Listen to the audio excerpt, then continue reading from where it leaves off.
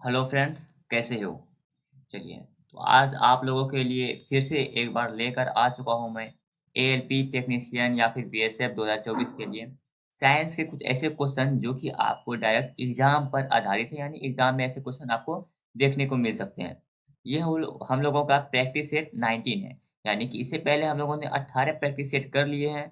तो अगर आपने उन सबको नहीं देखा है तो प्लेलिस्ट के थ्रू आप लोग उसे देख सकते हैं, और प्लेलिस्ट का लिंक जो है आपको इस वीडियो के डिस्क्रिप्शन में मिल जाएगा। तो वहाँ से चलिए आप लोग उसको देख लीजिएगा।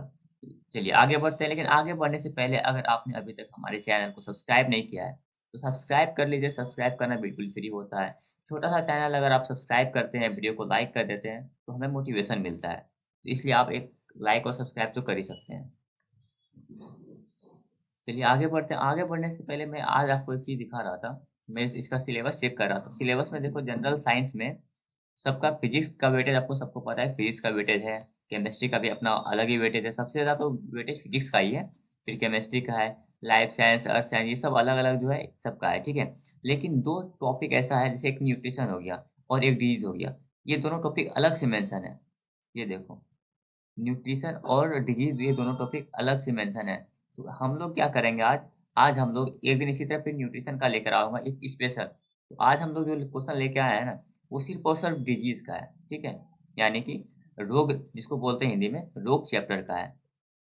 क्योंकि ये अलग से मेंशन था तो मुझे लगा चलो इसके लिए एक अलग सा मतलब इस चैप्टर के लिए एक अलग सा क्विज लेकर आते हैं, ठीक है। तो अगर आपने चैप्टर पढ़ रखा है या फिर नहीं पढ़ा है तो चलिए इसको देख लीजिएगा।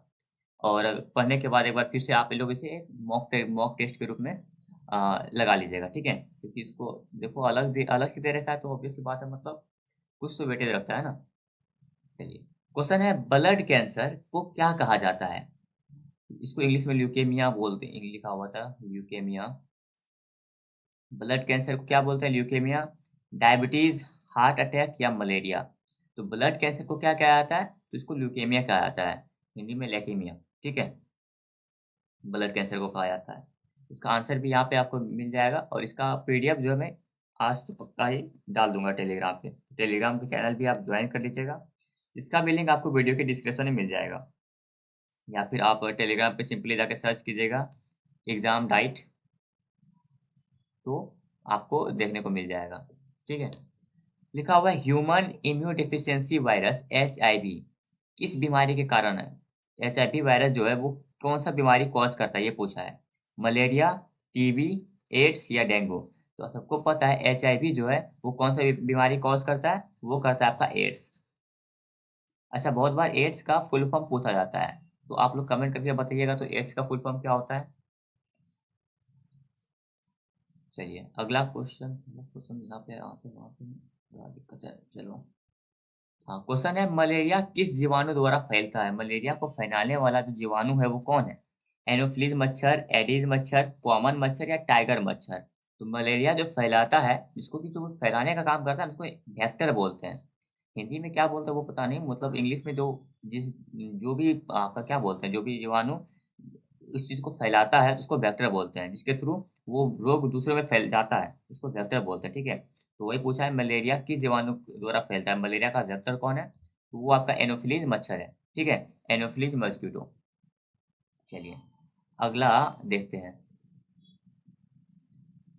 अगला क्वेश्चन है, डेंगू बुखार का कारण कौन है? डेंगू बुखार किस मच्छर के कारण होता है? एडीज मच्छर, एनोफिलीज से देखा हम लोगों ने अभी अभी, ये मलेरिया फैलाता है ना, अभी अभी देखा हम लोगों ने। तो डेंगू बुखार का कारण कौन होता है? टाइगर मच्छर या ब्लैक फ्लाइट? तो ये होता है एडिस मच्छर। एडिस मॉस्किटो जो है डेंगू बुखार का कारण होता है। सॉरी, कारण नहीं, कारक होता है, मतलब वही अगेन वेक्टर होता है। चलिए अगला देखते हैं, ब्लैक डेथ। ब्लैक डेथ किस बीमारी से होता है? पोलियो, बुबोनिक प्लेग, टेटनस या मलेरिया? तो ये ब्लैक डेथ जो होता है वो आपका बुबोनिक प्लेग से होता है, ठीक है। ब्लैक डेथ किससे होता है? बुबोनिक प्लेग से।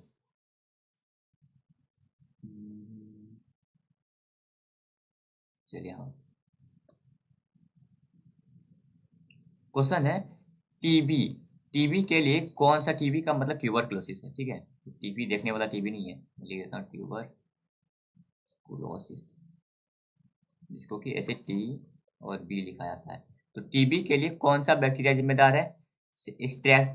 स्ट्रेप्टोकॉक्स, और ये आपका हिंदी में पढ़ना थोड़ा मुश्किल हो जाता है, स्टाफिलोकॉक्स, माइकोबैक्टीरियम ट्यूबरकुलोसिस, या ये जो भी है। तो देखो यहाँ पे ट्यूबरकुलोसिस है ना, तो इसका आंसर यही होगा, माइकोबैक्टीरियम ट्यूबरकुलोसिस ही जो बैक्टीरिया है, माइकोबैक्टीरियम ट्यूबरकुलोसिस जो बैक्टीरिया है, वो टीबी के लिए जिम्मेदार है। ठीक है, चलिए अगला क्वेश्चन देखते हैं। अगला है, किस तरीके से पता लगाया जा सकता है कि किसी को बर्ड फ्लू है? शिकारी पक्षी के मरने पर, खुजली से, कुछ नहीं, या झूला? तो ये और तीन ऑप्शन तो इरेलीवेंट ही है। किस तरीके से पता लगाया जा सकता है कि किसी को बर्ड फ्लू है? वो बर्ड फ्लू कैसे पता लगाते हैं? जब कोई शिकारी पक्षी मर जाता है, तो ये शिकारी पक्षी के मरने पर पता चल जाता है कि उसे बर्ड फ्लू है, क्योंकि देखो जिसको भी बर्ड फ्लू है वो शिकारी पक्षी उसको खाया होगा और उसका डेथ हो गया, तो इससे पता चलता ही है। हम्म, हम्म।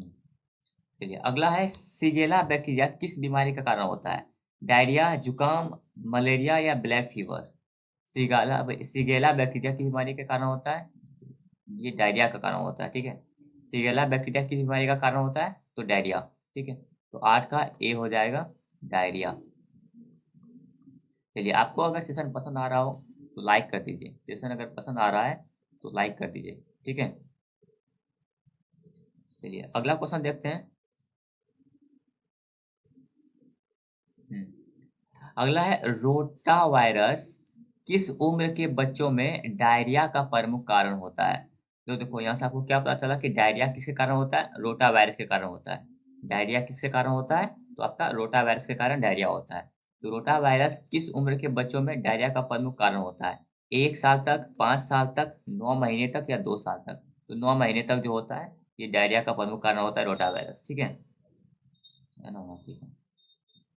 चलिए अगला देखते हैं। अगला है, जापानी एन्सेफ्लाइटिस किस वायरस के कारण से होता है? जापानी एन्सेफ्लाइटिस किस वायरस से होता है? Rota virus, West Nile virus, dengue virus, या स्वाइन फ्लू वायरस? तो शायद इसका आंसर वेस्ट नाइल वायरस होगा। मैं एक बार चेक कर लेता हूँ, हाँ यही है। ठीक है, तो इसका आंसर हो जाएगा वेस्ट नाइल वायरस। जापानी एन्सेफ्लाइटिस किस वायरस से होता है? ये आपका होता है वेस्ट नाइल वायरस से। ठीक है, चलिए अगला क्वेश्चन देखते हैं। अगला है आपका, स्वाइन फ्लू किस वायरस से होता है? H1N1 virus, H5N1 virus, H3N2 virus, H7N9 virus? तो स्वाइन फ्लू जो होता है वो होता है H1N1 वायरस के कारण। किस वायरस के कारण होता है स्वाइन फ्लू? H1N1 वायरस के कारण।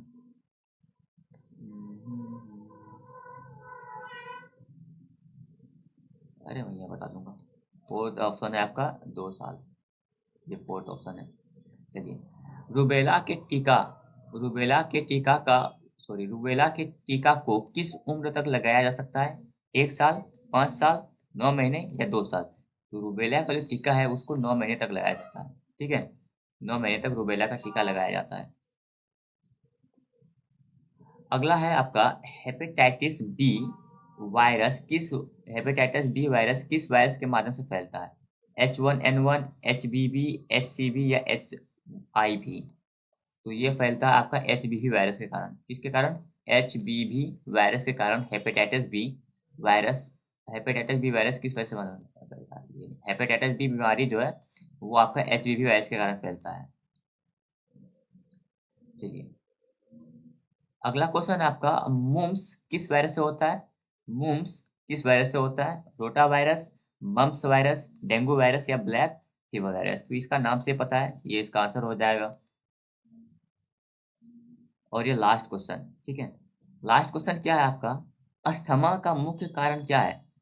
अस्थमा का मुख्य कारण क्या है? श्वास की नलियों में सूजन, गला बैठना, त्वचा में सूजन, या मानसिक दबाव? अस्थमा का मुख्य कारण होता है आपका श्वास की नलियों में मुख्य सूजन। ठीक है, अस्थमा का मुख्य कारण होता है स्वास्थ्य की नलियों में मुख्य सूजन। ठीक है, चलिए तो यहाँ पे आपका कंप्लीट होता है 15 क्वेश्चन, और आप लोग बताइएगा कि 15 में से आपने कितना स्कोर किया। अच्छा, और एक क्वेश्चन था आप मेरा, कि सजेशन था, क्वेश्चन नहीं था। आप लोग सजेस्ट कीजिएगा कि क्या मैं नंबर ऑफ क्वेश्चन, क्योंकि एग्जाम आपका नज़दीक ही है, एग्जाम नज़दीक है, तो आप लोग चाहते हैं तो अगर मैं कुछ नंबर ऑफ क्वेश्चन बढ़ा सकता हूँ, आप लोग अगर बोलेंगे तो नंबर ऑफ क्वेश्चन मैं बढ़ा दूंगा, लेकिन उससे क्या होगा कि वीडियो का लेंथ थोड़ा बढ़ जाएगा। तो आप अगर आप लोग चाहते हैं कि नंबर ऑफ क्वेश्चन को मैं बढ़ा के 15 से 25 या 20 कर दूं, जो भी करूं, वो आप लोग कमेंट में सजेस्ट कर सकते हैं। साथ ही आप लोग बताइएगा कि मैं फेस कैम के साथ वीडियो बनाऊं या फिर ऐसे ही ठीक है।